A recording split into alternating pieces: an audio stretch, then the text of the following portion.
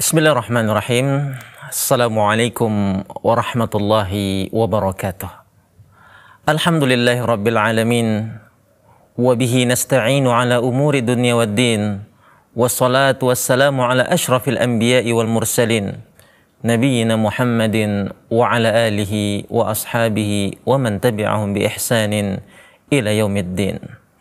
Sahabat Salam TV, dimanapun Anda berada, kita bertemu kembali dalam season Sirah Nabawiyah, di mana pada edisi sebelumnya, pada episode sebelumnya, kita sudah membahas bagaimana detik-detik perjalanan hijrah Nabi Shallallahu Alaihi Wasallam.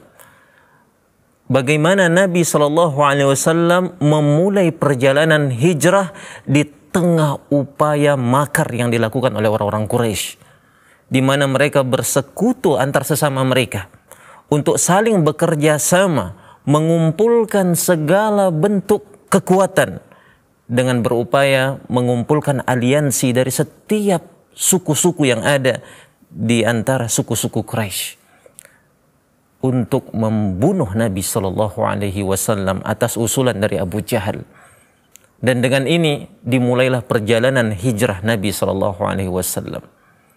Dan pada edisi sebelumnya kita sudah membahas juga bagaimana Nabi lepas dari pengepungan ini, dan bagaimana juga upaya Nabi Shallallahu Alaihi Wasallam untuk berupaya berhasil lolos dalam upaya pengejaran ini.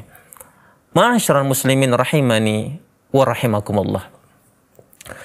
Dalam hijrahnya Nabi Shallallahu Alaihi Wasallam ini terdapat satu pelajaran yang paling utama, yang seyogianya kita sebagai seorang muslim harus senantiasa mengambil ibrah pelajaran ini. Pelajaran apa itu? Itu pelajaran tawakal yang sesungguhnya kepada Allah Subhanahu wa taala. Bahwasannya tawakal adalah menyandarkan diri kepada Allah Subhanahu wa taala dengan mengambil seluruh upaya dan sarana untuk mendapatkan apa yang kita inginkan atau untuk terhindar dari apa yang kita takuti. Dan ini dicontohkan oleh Nabi Shallallahu Alaihi Wasallam. Walaupun Nabi Shallallahu Alaihi Wasallam memiliki kedekatan hubungan dengan Allah yang lebih dekat dari seluruh makhluk yang ada. Walaupun Nabi sebagai seorang Rasul yang diteguhkan oleh Allah Subhanahu Wa Taala dengan bala bantuan dari langit dari kalangan para malaikat, tapi Rasulullah Shallallahu Alaihi Wasallam mengambil sebab-sebab keselamatan. Rasulullah Shallallahu Alaihi Wasallam berupaya untuk sebisa mungkin agar jangan sampai beliau tertangkap dengan melakukan berbagai bentuk strategi untuk lolos dari pengejaran ini. Dan ini menunjukkan beginilah hakikat tawakal para nabi. Beginilah hakikat tawakal sejatinya seorang muslim kepada Allah Subhanahu wa taala. Keyakinan akan pertolongan Allah, akan tetapi tidak menafikan usaha yang dilakukan untuk mendapatkan apa yang kita inginkan tersebut. Dan Nabi Shallallahu Alaihi Wasallam ketika lolos dari pengepungan di rumahnya ini, dan Rasulullah tidak mengarahkan dirinya langsung menuju wilayah Madinah, atau tidak bergerak langsung menuju arah di mana orang-orang menuju wilayah Madinah dengan arah tersebut. Tidak. Akan tapi Nabi Shallallahu Alaihi Wasallam memilih arah yang kebalikannya. Satu strategi yang luar biasa dari Nabi Shallallahu Alaihi Wasallam, dan memilih tempat yang tersembunyi di salah satu gunung yang bernama Jabal Thawr atau Jabal Thur, yang di dalamnya terdapat gua, dan di dalamnya Nabi bersama Abu Bakar As-Siddiq radhiyallahu anhu berdiam sementara dalam tempo 3 hari 3 malam. Sementara orang-orang Quraisy melakukan pengejaran dari segala sisi, menyusuri dan menelusuri setiap jejak yang kemungkinan dilalui oleh Nabi Shallallahu Alaihi Wasallam. Mereka telusuri seluruh wilayah-wilayah yang ada di sekitar Makkah Al-Mukarramah pada saat itu. Sampai-sampai petinggi mereka memberikan satu sayembara, barang siapa yang mendapatkan Rasulullah beserta Abu Bakar, barang siapa yang mendapatkan Rasulullah sallallahu alaihi wasallam, maka dia berhak 100 ekor unta. Sayembara yang diberikan kepada setiap mereka yang berhasil melakukan ini. Begitu inginnya mereka mendapatkan Rasulullah hidup atau mati. Dan ini satu titik perjalanan sejarah yang begitu sangat menentukan. Satu titik sejarah kalau seandainya saja Rasulullah tertangkap pada saat itu, boleh jadi cahaya Islam tidak sampai ke negeri kita tercinta ini. Kalaulah seandainya saja dalam upaya pengejaran tersebut Rasulullah berhasil dieksekusi oleh orang-orang Quraisy, mungkin cahaya Islam tidak akan pernah tersebar di seantero dunia.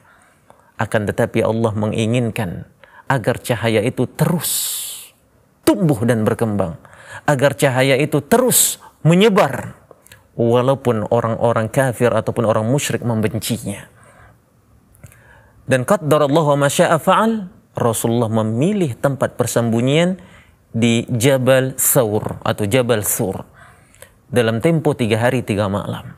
Sementara orang-orang Quraisy melakukan pengejaran, pencarian dan penelusuran sampai tibalah mereka di gua di mana Rasulullah sallallahu alaihi wasallam bersabda, di mana Rasulullah sallallahu alaihi wasallam berada. Yang pada saat itu mereka di dalam gua tersebut, sementara orang-orang Quraisy kaki mereka sudah berada di mulut gua itu.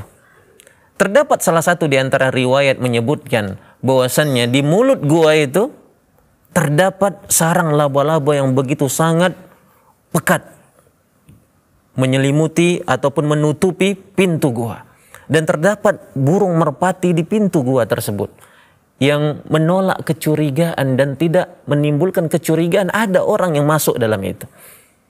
Akan tetapi riwayat ini didoifkan oleh para ahli sirah nabawiyah. Riwayat ini didoifkan. Jadi menunjukkan begitu sangat krusialnya keadaan pada saat itu. Sampai Abu Bakar As-Siddiq menangis melihat orang-orang Quraisy yang sudah semakin dekat, bahkan berada di mulut gua pada saat itu. Dan kemudian Rasulullah SAW menyadari tangis dari Abu Bakar As-Siddiq. Lantas Rasulullah bertanya, apa yang kau tangisi wahai Abu Bakar? Apa yang kau tangisi? Abu Bakar berkata, ya Rasulullah, kalau saja seandainya mereka tunduk saja kepalanya ke arah lutut mereka, menundukkan kepalanya, maka mereka akan melihat kita. Mereka akan menangkap kita ya Rasulullah. Dan Rasulullah SAW dalam keadaan genting itu, dalam keadaan yang nyawa beliau pun akan terancam dalam kondisi seperti itu, tetap dalam kondisi ketenangan dan ketentraman jiwa. Karena Rasulullah yakin selama dia di jalan Allah, selama dia taat kepada Allah Subhanahu wa taala, selama itu penjagaan dan perlindungan Allah akan menyertainya. Dan Rasulullah berkata dengan penuh keyakinan, berkata tanpa ada rasa takut menyelimuti hati beliau. Rasulullah katakan kepada Abu Bakar, wahai Abu Bakar, apa gerangan dari 2 orang sementara Allah ada menjadi yang ketiga di antara mereka? Janganlah engkau bersedih. Sesungguhnya Allah bersama kita. Sesungguhnya Allah bersama kita. La tahzan, innallaha ma'ana. Jangan kau bersedih wahai Abu Bakar, sesungguhnya Allah senantiasa membersamai kita. Dan muncullah rasa tenang, rasa nyaman di hati Abu Bakar pada saat itu. Dan orang-orang Quraisy tidak mendapatkan apa yang mereka inginkan selama tempo 3 hari 3 malam itu. Dan dalam 3 hari 3 malam itu Rasulullah SAW mendapatkan bantuan dari anak-anak Abu Bakar As-Siddiq, di antaranya Asma binti Abi Bakar yang mengirimkan pasokan makanan, suplai logistik untuk Nabi SAW dan ayahnya. Dan begitu juga Abdurrahman bin Abi Bakar datang pada setiap malam mengabarkan berita terupdate bagaimana perkembangan kota Mekah pada saat itu dan bagaimana kondisi keamanan yang ada.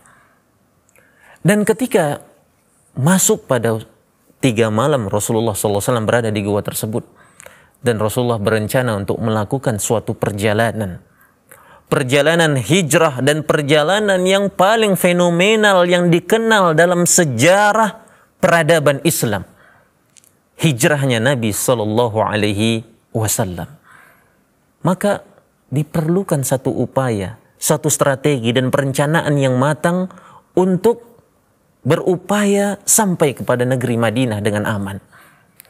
Lantas Rasulullah SAW menyewa salah seorang di antara penunjuk jalan yang paling paham wilayah-wilayah jalan potong, kita katakan.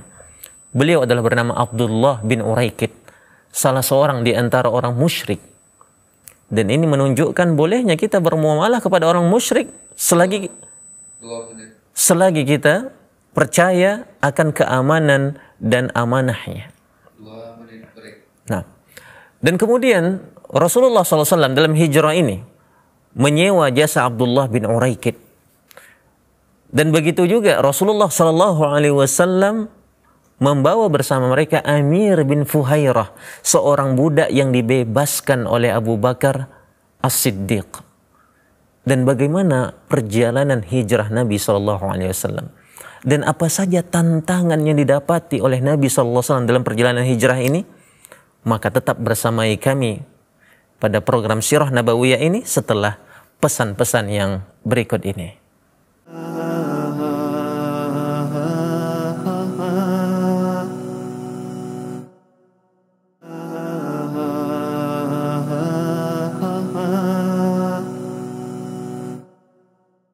Bismillahirrahmanirrahim. Alhamdulillah wassalatu wassalamu ala Rasulillah alladzi la nabiyya ba'da, amma ba'd.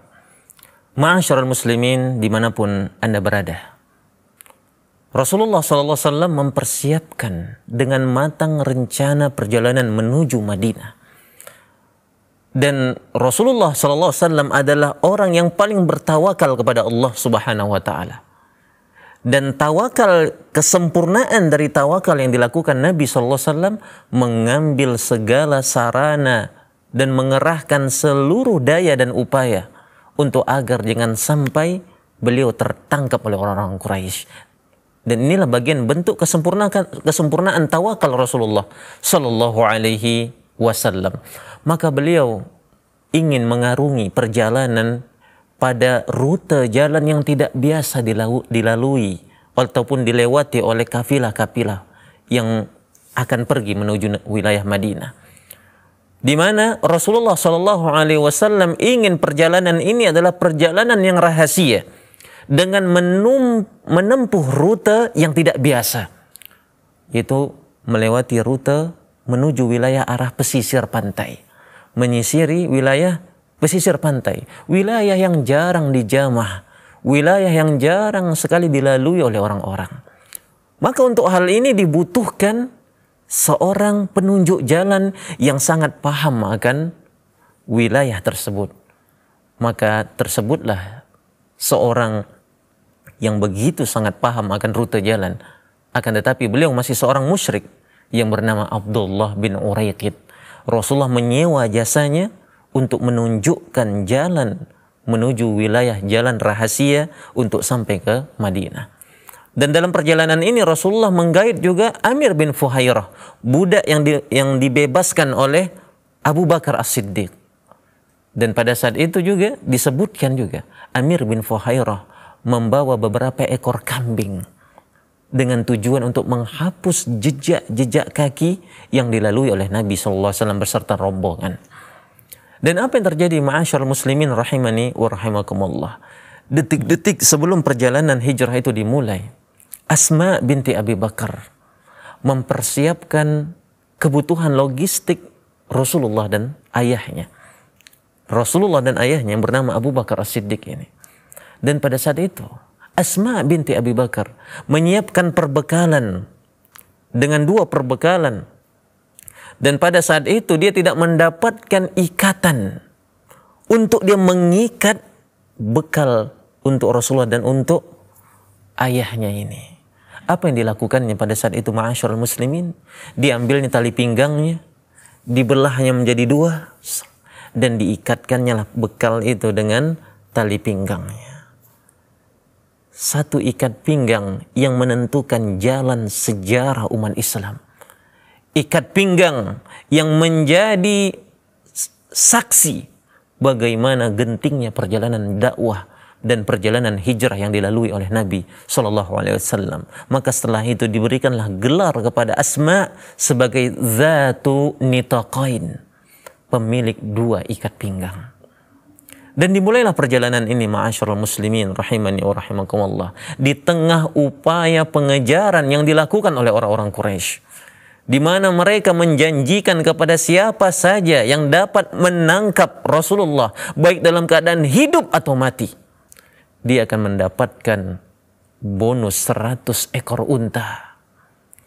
Dan berlomba-lombalah orang untuk mendapatkannya. Dan setiap mereka berupaya mencari dan menemukan keberadaan Rasulullah sallallahu alaihi wasallam.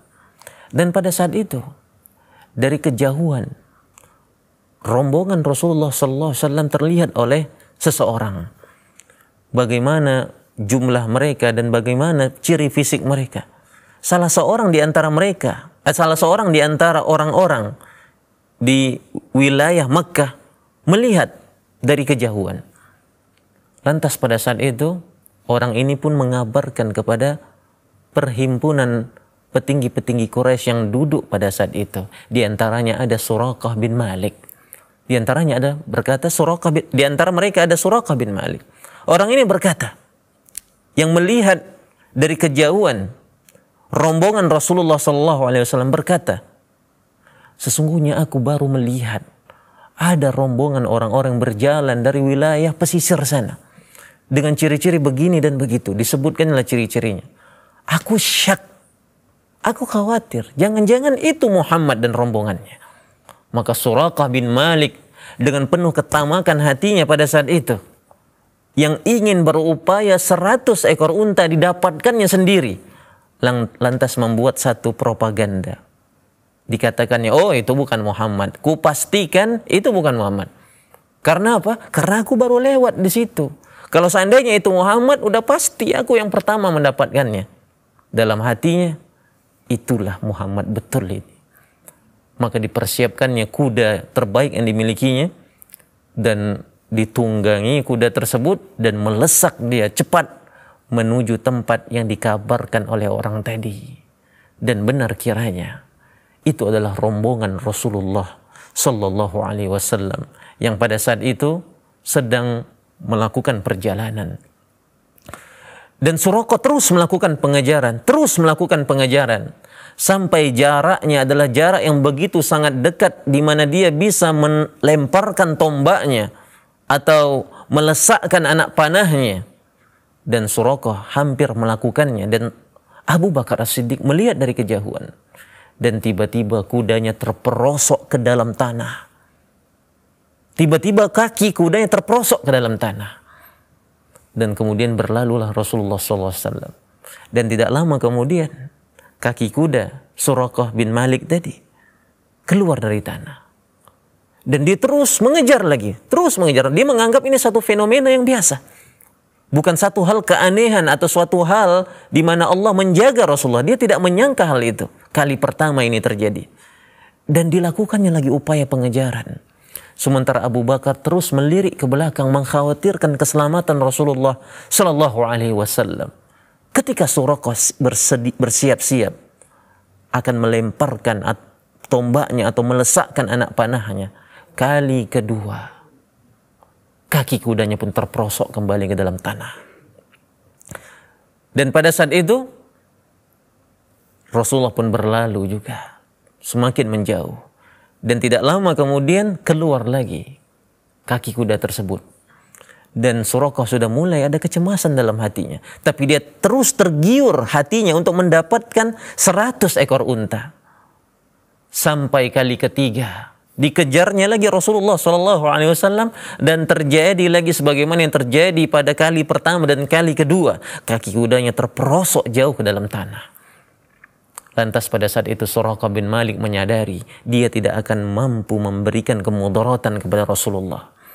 Dan pada saat itu Suraqah bin Malik berupaya menjalin perdamaian dengan Rasulullah Sallallahu Alaihi Wasallam. Dan Rasulullah menerima perdamaian darinya. Yaitu apa? Untuk kiranya dia menghalau setiap orang yang ingin berupaya mencari Rasulullah dari arah jalan tersebut. Dan Suraqah bin Malik pun mengiyakan hal tersebut, perdamaian itu. Dan Suraqah menyadari Rasulullah pada suatu hari nanti akan memiliki keagungan, akan memiliki kekuasaan, bahkan boleh jadi menguasai kota Mekah pada saat itu. Lantas Suraqah berkata kepada Rasulullah, "Ya Rasulullah, wahai Muhammad," kata Suraqah, "wahai Muhammad, berikanlah aku satu catatan, berikanlah aku satu surat yang menyatakan engkau memberikan perlindungan terhadap diriku, keluargaku, dan hartaku apabila engkau menguasai Makkah pada suatu hari nanti." Dan Rasulullah meminta Abu Bakar untuk mencatatkan hal itu. Mencatatkan keamanan yang diberikan Rasulullah kepada Suraqah, kepada keluarganya, dan kepada hartanya.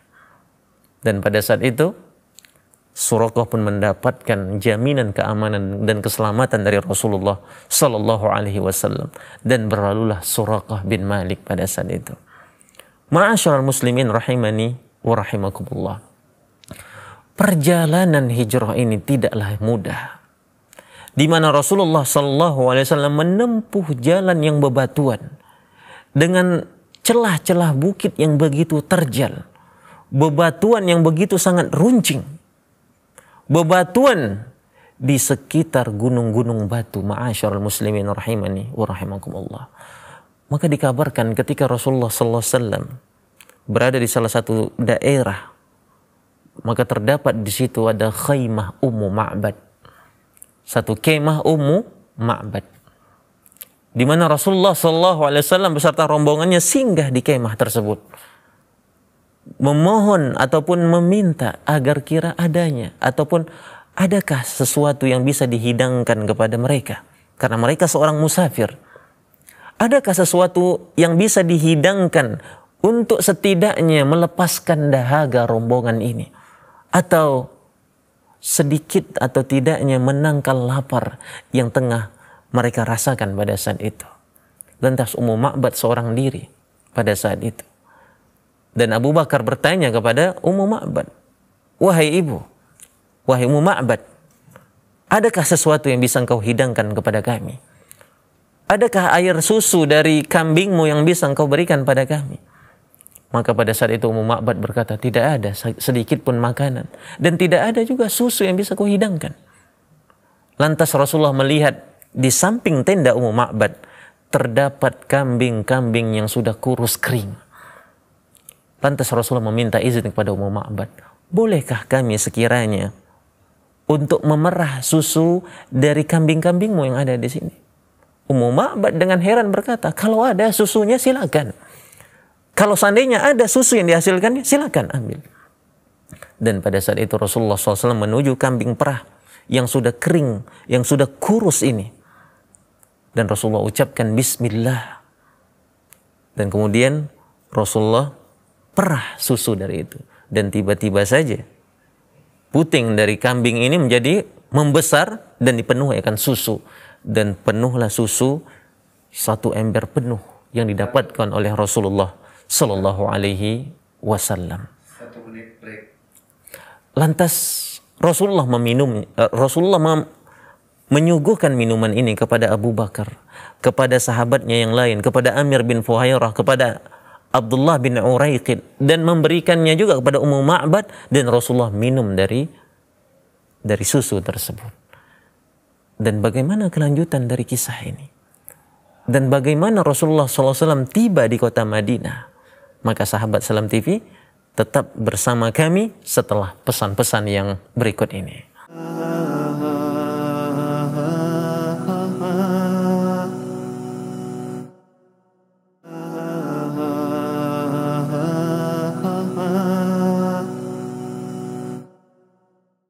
Bismillahirrahmanirrahim. Alhamdulillah wassalatu wassalamu ala Rasulillah alladzi la nabiyya ba'dah, amma ba'd. Sahabat Salam TV dimanapun Anda berada. Ketika itu Rasulullah sallallahu alaihi wasallam singgah di khaymah Ummu Ma'bad. Dan Rasulullah sallallahu alaihi wasallam menunjukkan ataupun memperlihatkan bagaimana kebesaran di antara kebesaran-kebesaran Allah dengan kambing yang kering kerontang tadi. Kambing yang begitu sangat kurus bisa menghasilkan susu. Dan pada saat itu Rasulullah pun meminum susu dari kambing tersebut. Dan begitu juga orang-orang yang ada di situ, dan begitu juga Ummu Ma'bad. Dan hal ini begitu sangat menakjubkan. Sampai Ummu Ma'bad pun tidak mampu untuk berkata-kata melihat satu fenomena di antara mukjizat Rasulullah sallallahu alaihi wasallam. Dan berlalulah rombongan Rasulullah sallallahu alaihi wasallam, dan Abu Ma'bad pun datang ke khaymah istrinya dan menyadari seakan ada orang yang singgah di situ. Dan dikabarkanlah kepada mereka apa yang terjadi. Dan disitulah baru mereka yakin rombongan itu adalah rombongan Rasulullah sallallahu alaihi wasallam. Dan perjalanan hijrah ini begitu sangat sulit, ma'asyiral muslimin, di mana Abu Bakar As-Siddiq berupaya sebisa mungkin untuk menghindari segala potensi yang membahayakan keselamatan Rasulullah sallallahu alaihi wasallam. Maka dalam berkendara pun senantiasa Abu Bakar membonceng Rasulullah sallallahu alaihi wasallam. Di mana pada saat itu Abu Bakar As-Siddiq adalah orang yang memiliki persahabatan dengan jangkauan yang begitu sangat luas. Dan orang-orang banyak mengenalnya pada saat itu. Maka lantaslah dia duduk di depan dengan tujuan untuk apa? Untuk dikenali oleh orang-orang agar kiranya dapat menghalau segala bentuk gangguan terhadap Rasulullah sallallahu alaihi wasallam. Datang seseorang dan Abu Bakar mengenalnya dan dia mengenal Abu Bakar. Lantas orang itu bertanya, "Wahai Abu Bakar, siapa orang yang di belakangmu itu?" Dan Abu Bakar As-Siddiq berkata dengan penuh kehati-hatian, dengan berkata, "Ini beliau adalah seorang penunjuk jalan yang menuntunku ke arah jalan yang benar. Hadi yahdinis sabil." Beliau adalah penunjuk jalanku. Artinya apa? Jalan menuju keselamatan, jalan menuju surga, yang menuntun perjalanan hidup dari Abu Bakar As-Siddiq. Dan ini dilakukan dalam upaya untuk meminimalisir segala bentuk kecurigaan dari perjalanan yang dilakukan oleh Abu Bakar dan Rasulullah sallallahu alaihi wasallam. Sampai tibalah mereka hampir masuk ke dalam wilayah Madinah. Dan sebelum masuk ke wilayah Madinah, Rasulullah menyempatkan diri untuk singgah di wilayah Quba pada saat itu. Wilayah yang begitu sangat dekat dengan Madinah Al-Munawwarah. Dan di sana Rasulullah sallallahu alaihi wasallam sebagaimana dikatakan oleh Ibnu Qayyim Al-Jauziyah, dan terdengarlah suara hiruk pikuk dan pekik takbir di perkampungan Bani Amr bin Auf pada saat itu. Dan kaum muslimin memekikkan takbir sebagai ungkapan kegembiraan atas kedatangan orang yang mereka tunggu-tunggu, yaitu Nabi Muhammad sallallahu alaihi wasallam. Mereka menyambutnya dengan penghormatan seperti layaknya diberikan kepada seorang nabi, mengerumuni beliau sambil berkeliling di seputarnya, sementara ketenangan telah menyelimuti diri beliau dan wahyu pun turun kepada Nabi sallallahu alaihi wasallam. Apa wahyu yang diturunkan kepada Nabi ketika beliau telah sampai di Quba? Yaitu firman Allah dalam Al-Qur'an, "Fa innallaha huwa maulahu wa Jibrilu wa salihul mu'minin wal malaikatu ba'da dzalika zahir." Maka sesungguhnya Allah adalah pelindungnya, begitu pula Jibril dan orang-orang mukmin yang baik, dan selain dari itu malaikat-malaikat adalah penolongnya pula. Dan yang pertama dilakukan Rasulullah sallallahu alaihi wasallam begitu sampai di wilayah Quba adalah mendirikan masjid. Masjid yang pertama kali didirikan dalam sejarah Islam, yaitu di wilayah Quba pada saat itu. Urwah bin Zubair berkata, anak dari Zubair bin Awam, Urwah berkata, Maka mereka menemui Rasulullah Sallallahu Alaihi Wasallam, lantas beliau bersama mereka berjalan beriringan ke arah kanan hingga singgah di perkampungan Bani Amr bin Auf. Hal ini terjadi, sebagaimana kata Urwah bin Zubair, hal ini terjadi disebabkan pada hari Senin bulan Rabiul Awal, Abu Bakar berdiri menyongsong orang-orang, sementara Rasulullah duduk dan diam. Dan pada saat itu Rasulullah menyambut balik juga kedatangan dari sahabat-sahabat Ansor dan mengumpulkan mereka untuk mendirikan bangunan masjid yang pertama kali dalam sejarah Islam, Masjid Al-Quba. Dan itu terjadi, dan Rasulullah SAW tinggal di Quba selama 4 hari, di hari Senin, Selasa, Rabu, dan Kamis. Dimulai pada tanggal 23 September 622 Masehi, yang tepatnya pada bulan Hijriyah 8 Rabiul Awal tahun ke-14 kenabian. Dan perjalanan hijrah ini dalam sejarah Islam nantinya dijadikan sebagai awal penanggalan dalam kalender Islam, dalam kalender Hijriyah, yaitu diawali dari hijrahnya Nabi SAW, menandakan tahun pertama dari tahun Islam yang disebut dengan tahun Hijriyah. Lantas ma'asyiral muslimin rahimani wa rahimakumullah, tibalah saat yang begitu sangat dinantikan. Rasulullah SAW bergerak menuju wilayah Madinah, suatu negeri yang telah dijanjikan oleh Allah sebagai tempat hijrahnya, suatu tempat yang telah dipersiapkan oleh sahabat-sahabat Ansor untuk menyongsong kedatangan Nabi Sallallahu Alaihi Wasallam. Dan dari awal keluarnya Nabi Sallallahu Alaihi Wasallam sampai detik-detik kedatangan Nabi, senantiasa pada tiap hari pagi dan sore mereka keluar menuju pintu masuk wilayah Madinah. Dan senantiasa mereka menantikan dari hari ke hari akan munculnya Nabi yang begitu sangat mereka cintai. Dan ketika dari pagi sampai menjelang waktu duha yang begitu sangat panas, baru mereka pulang ke rumahnya. Begitu setiap hari. Tiap pagi, hari, dan sore mereka menantikan kedatangan Nabi Sallallahu Alaihi Wasallam. Seusai sholat Jumat, Nabi Sallallahu Alaihi Wasallam memasuki kota Madinah. Dan sejak hari itu kota Yathrib dinamakan sebagai Madinatul Rasul. Karena Madinah Al-Munawwarah memiliki nama kuno, nama lama, yaitu Yathrib.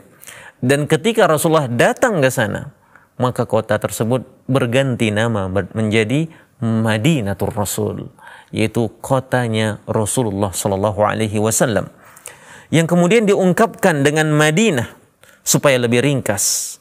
Hari itu adalah hari yang sangat bersejarah di antara hari-hari kaum muslimin dan hari-hari dalam sejarah Islam.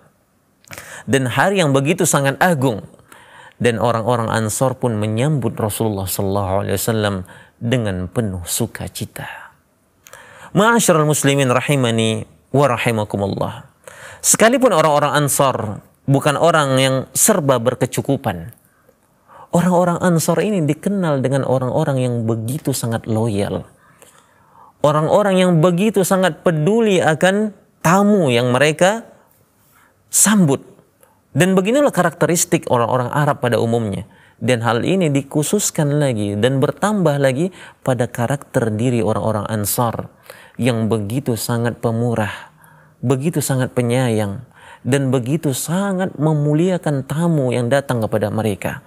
Sampai Allah menyebutkan dalam surat Al-Hasyr, wa yu'thiruna ala anfusihim walau kana bihim khasasah. Bisa-bisanya mereka sampai dalam taraf begitu sangat dermawan. Mereka lebih mengutamakan saudara yang hijrah kepada mereka, mendahulukan harta mereka, mendahulukan makanan mereka kepada saudara-saudara mereka, walaupun mereka sedang dalam kebutuhan terhadap harta tersebut. Dan Allah memuji karakter baik dari orang-orang Ansar ini. Lantas pada saat itu orang-orang Ansar bergegas memegang tali kekang unta Rasulullah SAW, berupaya untuk menarik unta tunggangan Rasulullah agar singgah ke rumah mereka. Dan masing-masing mereka memperebutkan hal itu.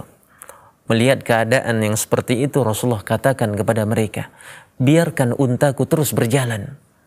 Karena sesungguhnya aku akan singgah, aku akan bertamu di rumah di mana unta ini akan berhenti. Dan pandangan mata orang-orang sekarang tertuju kepada untanya Rasulullah SAW. Rumah yang mana yang mendapatkan keberkahan dari kedatangan Nabi SAW. Rumah yang mana yang mendapatkan kemuliaan untuk menjamu Nabi SAW. Dan berhentilah unta tersebut di salah satu rumah di antara sahabat Ansar. Siapa dia? Yaitu Abu Ayyub Al-Ansari. Dan inilah berita, dan inilah bagaimana perjalanan hijrahnya Nabi SAW. Dan dari itu, ma'asyiral muslimin rahimani wa rahimakumullah, perjalanan hijrah merupakan bagian dari hal yang sangat krusial dalam kehidupan Nabi SAW. Dan satu tonggak sejarah di antara sejarah-sejarah Islam. Dan begitulah sejatinya. Sesungguhnya hijrah dari Makkah dan Madinah sudah tidak ada. Dengan ditaklukkannya kota Makkah nanti pada tahun 8 Hijriah. Akan tetapi hijrahnya diri kita dari keburukan menuju kebaikan. Dari kemalasan menuju kepada hal-hal yang berkaitan dengan positif. Hijrahnya kita dari bagaimana akhlak yang buruk yang menghiasi hari-hari kita menuju akhlakul karimah. Tentu pasti akan kita dapatkan segala bentuk rintangan yang ada. Akan tapi seseorang akan dinilai bagaimana usahanya untuk menuju perubahan itu. Dan apabila perubahan tidak kita upayakan, perubahan tidak kita usahakan, dan tidak ada semangat untuk menuju perubahan itu, maka jangan harapkan perubahan itu akan terjadi. Kalaulah bukan diri kita, siapa lagi? Kalau bukan sekarang, lantas kapan lagi? Maka ma'asyiral muslimin rahimani wa rahimakumullah, perjalanan hijrah Nabi SAW memberikan satu gambaran yang begitu sangat kompleks. Bagaimana perubahan itu harus diupayakan. Bagaimana usaha untuk menuju keberhasilan itu harus dilakukan. Dan Nabi SAW memberikan contoh dan keteladanan itu kepada kita.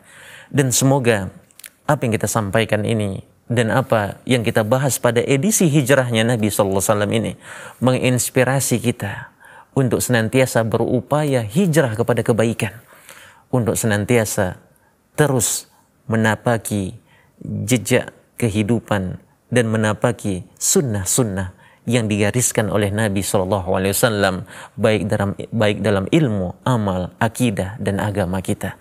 Dan tibalah kita di ujung pertemuan kita pada hari yang berbahagia ini, dan kita akhiri dengan membaca doa kafaratul majlis. Subhanakallahumma wa bihamdika asyhadu an la ilaha illa anta astaghfiruka wa atubu ilaik. Tetap bersamai kami dalam segmen Sirah Nabawiyah di Salam TV. Wassalamualaikum warahmatullahi wabarakatuh.